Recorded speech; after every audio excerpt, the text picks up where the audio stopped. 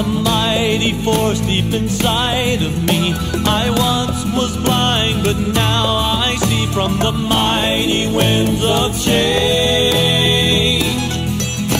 The gale force blew away my pride, took down the walls I'd built inside. The waves washed over the tears I cried, the mighty winds of change.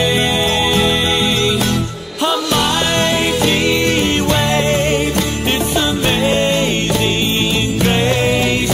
How sweet the sound when the wind swept me away.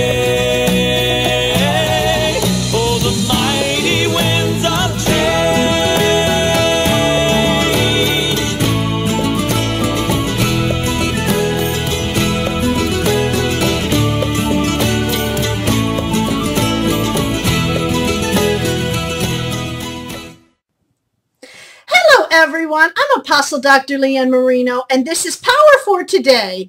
Today, I'm teaching on a question that I get asked all the time. Does Deuteronomy 22:5 mean women cannot wear pants? Once upon a time, I went to a church that prohibited women to wear pants. And it was funny because I lived in upstate New York where it was 30 below zero for 3 weeks in January every year. Thus, I would wear them anyway. I would wear them, however, on the sly. I would make sure if I had a pair on, I wouldn't be anywhere where I might run into somebody from the church. After a while, this started to get quite ridiculous because where I lived was not that big of a town, so your odds of running into someone became very good. Did I think I was wronging God? Well, maybe on a certain level because of the legalism. Yeah, but it was much more about pleasing people and avoiding getting caught. I didn't want anybody to see me because then they'd go snitch to the pastor about it, and then I would be subject to what only can be viewed as the female Inquisition, where I get put on the defensive and have to come in and answer the pastor because I wore a pair of pants. When we talk about holiness in attire via the means of legalism, there is one facet of it I find fascinating. It always seems we're talking about women.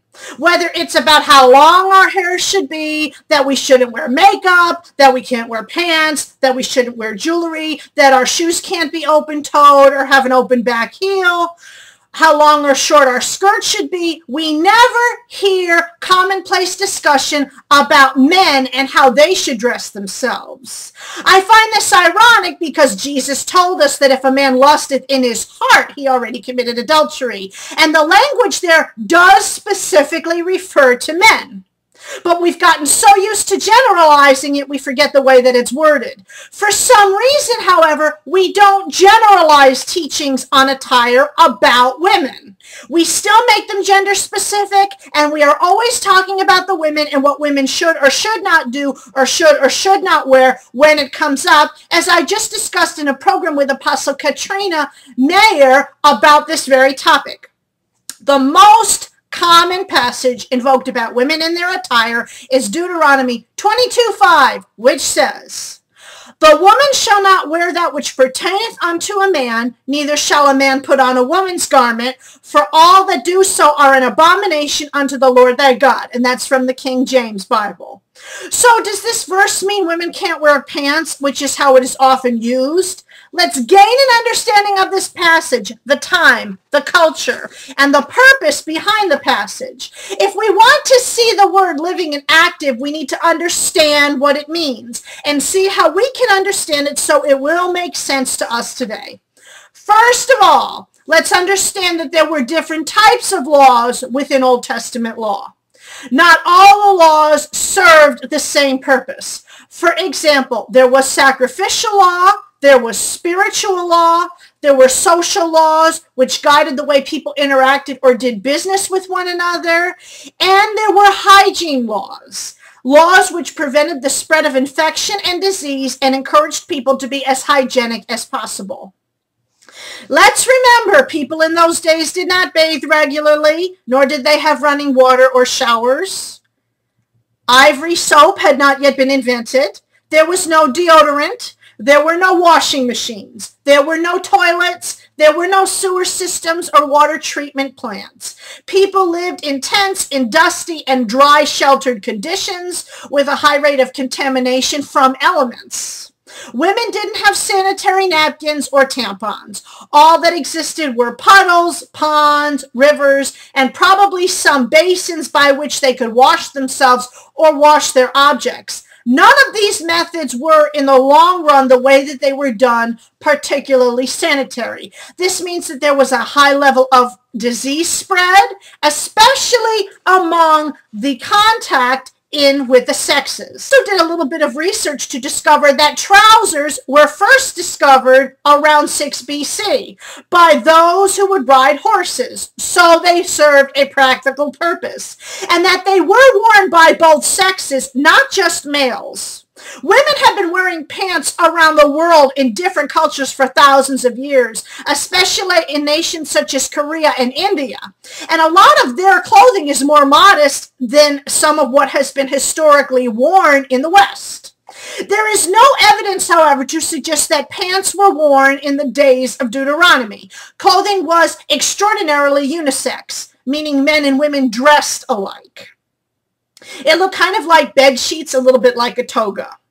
Nobody went down to Macy's or Belk's and went to the men's or women's department. Such a thing did not exist. There wasn't much that distinguished male and female dress. The only thing that distinguished it was who was wearing it at that time and at that moment. So let's think about how people are. Because we're all people, and given that being unsanitary was simply a part of the time and that they weren't things that people thought about, if someone was low on laundry and thought they could get away with it, they would wear their husband's or their wife's clothing or the clothing of another relative or clothing of somebody close. This created a situation whereby disease could spread, especially between the sexes. For example, if a woman wore a man's garment during her period, remember there were no maxi pads, and then he wore it, that was a situation that invited blood contamination and the spread of disease through a sore or maybe some other way. If someone had a sexually transmitted disease or some other illness, the potential was there for it to spread. That is why God said that it was detestable, because it was something that was literally unclean. The word abomination, the word detestable, literally means something unclean, and this was an instance where due to poor hygiene, it was literally unclean.